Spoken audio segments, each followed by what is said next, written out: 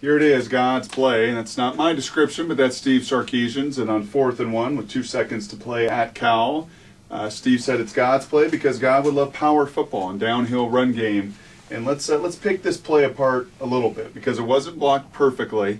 And I will tell you, after really going back and looking at this, it was much more about Cal and Steve guessing what Cal would do than it was about great execution up front. It was good enough up front, largely because Cal decided to sell out for the QB sneak. And in the end, it was good enough because they executed and got the critical touchdown to keep their bowl hopes alive. So let's dig into the 4th and 1 Power O play. First of all, it's called Power O because O represents the offside guard that's going to pull around. In this case, it was Eric Kohler. Before we get to that, let's look formationally at what Steve decided to do. What should jump out to you first and foremost is your left tackle ends up being Chris Isbicki. And when that's the case, you're going to call it in football terminology unbalanced. So you have Isbicki, you have Kohler, you have Schaefer, you have Porter, your big guard. You keep your right tackle in the game, Cody Hobbin, and then you decide to bring Senio Clemente from the left tackle over to play your tight end spot.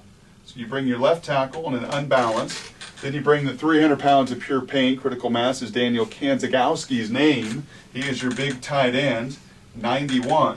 To get your 11 on the field. So right away, an indicator, you don't do this unless you're going to run something towards that unbalanced side. And you didn't see Cal respond very well. Instead, they decide, as I said earlier, to sell out to the QB sneak. They actually put, if you look at this on film, 6 guys between the guards. 6 guys. You had 4 huge D linemen, 2 of them pinching those A gaps. You walked a linebacker right up in to both of these gaps, so you can clearly tell what they're doing. And he's even tilted in to squish this down. They were going to stop the QB sneak. And did Steve Sarkisian run the QB sneak for the 3rd play in a row? I'm convinced there is no way they get that done. So Cal puts 6 guys between the guards. That leaves them 5. One of them is locked into Jermaine Kearse outside in a one-on-one situation. One of them is a DB linebacker who's locked in to, in this case, Chris Isbicki at tight end. So now you have 8. That only leaves 3 guys left.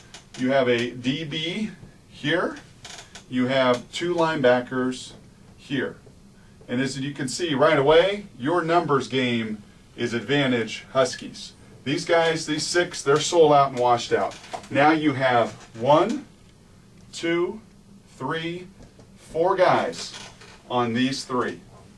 And really it turned out to be 4 guys on these 2 because this DB ran himself out of the play, watched himself out of the play. So you have 4 on 2, huge advantage Huskies, to the point where Senio Clemente and Cody Hobbin, the tackle, their job is to leave 2 guys for the fullback and the guard to pull around and block.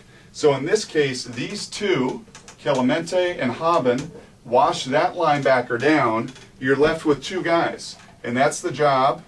And actually you have Kanzagowski as well. You have, in essence, 3 guys pushing this pile down, leaving these 2 for Eric Kohler and your fullback.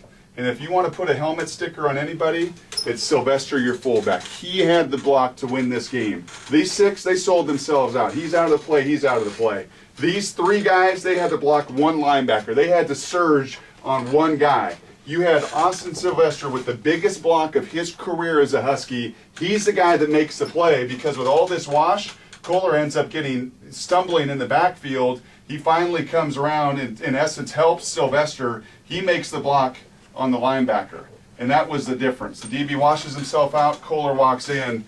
Give some credit. If you're going to give credit to any one guy, well, there's 2. Number 1, Sarkisian, he guessed right. He guessed they would sell out for the sneak. They did. And secondly, give credit to Austin Sylvester because he had the one-on-one block that he stuffs the guy at the line of scrimmage, gives Polk the alley, and the rest of the guys do their job. And the Huskies, they're still alive for a bowl.